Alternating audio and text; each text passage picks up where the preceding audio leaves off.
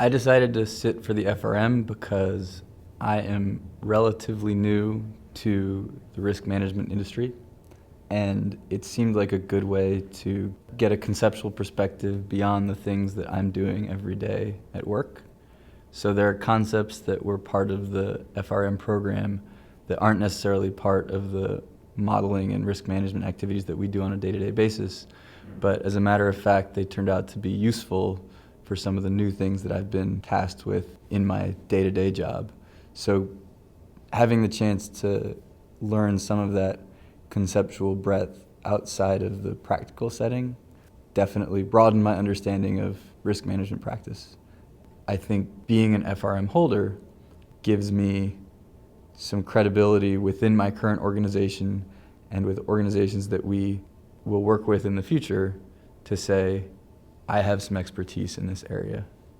Being an FRM holder has certainly given me a way to establish myself within my organization as someone with expertise in a specific discipline, concrete risk management expertise, which is helpful in situations ranging from starting up a new initiative to offering an opinion on existing practices to being consulted on an ad hoc basis when issues arise.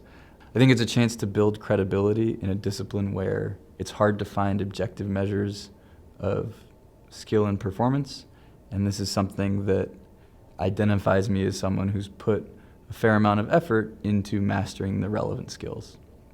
The applicability of the content in the FRM program is broader than just risk managers. I think the FRM program would benefit anyone whose work involves analysis of uncertainty that can be quantified. I think it's relevant to anyone whose work involves complex financial products. I think it's relevant to anyone whose work involves the kinds of uncertainty that relate to traded commodities.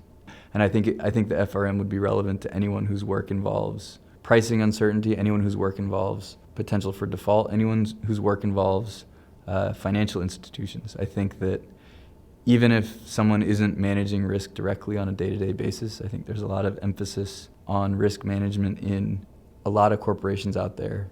And whether you're working in one of those corporations or working with other people who work at those corporations, I think it helps to understand where they're coming from.